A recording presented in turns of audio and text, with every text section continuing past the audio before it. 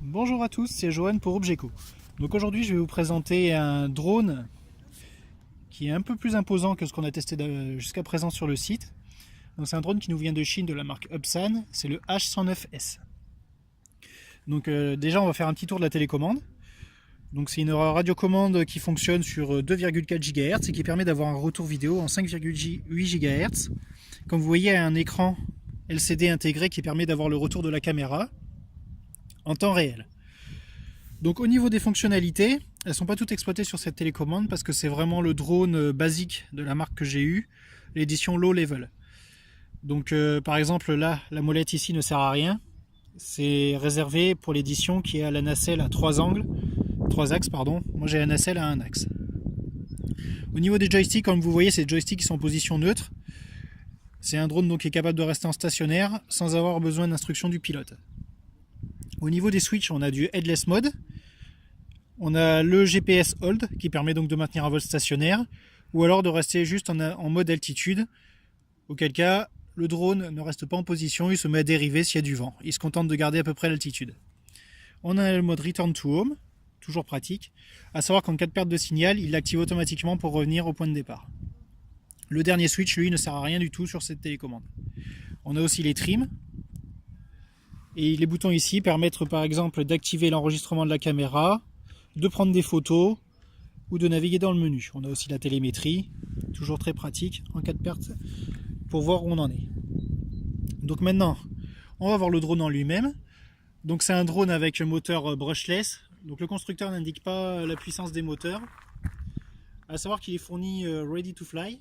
Donc on a la télécommande, la caméra, la nacelle, tout est fourni. La batterie, il fonctionne sur une batterie de 3S de 7000 mAh qui lui donne une autonomie d'environ 25 minutes.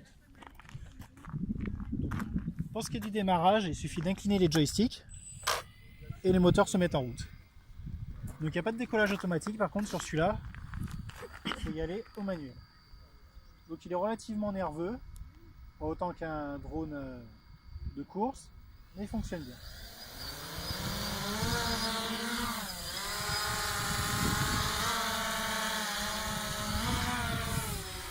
Donc il reste plutôt stable.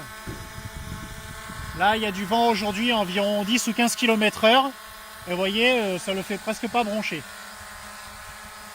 Donc on va le faire gagner un peu d'altitude et on va voir les réactions en vol. Donc là j'y vais vraiment tranquille. C'est juste histoire d'avoir un aperçu. Comme vous voyez, déjà relativement rapide.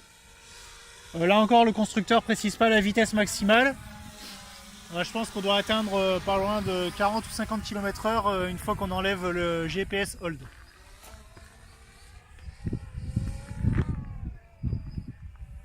Donc il y a des bonnes réactions. Il est vraiment agréable à piloter. Alors dès qu'on enlève le GPS hold, ça va vraiment très vite.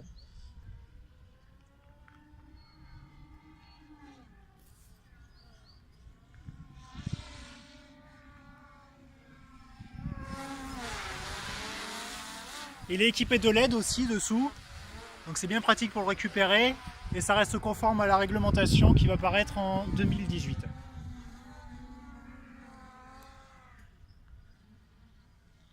Donc il est vraiment très agréable à piloter.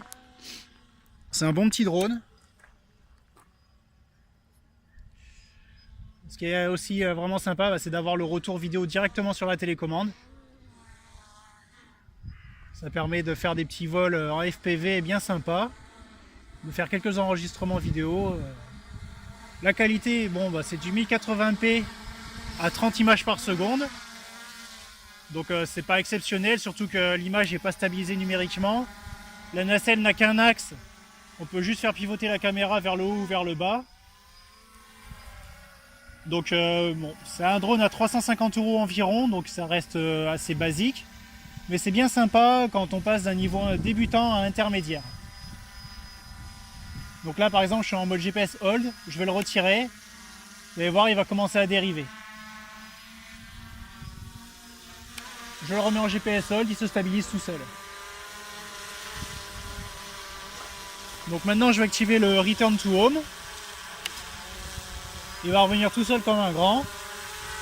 Donc à savoir par exemple que par contre sur le Return to Home, j'ai eu quelques petits atterrissages assez violents. Il a tendance à toucher le sol, remonter un peu, revenir un mètre plus loin.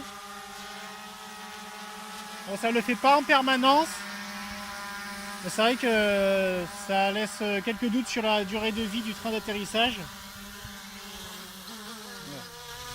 Bon là, raté, il a planté l'atterrissage automatique. Bon, il est relativement solide. C'est les inconvénients du direct. Sur ce, je vous dis à la prochaine. Ciao!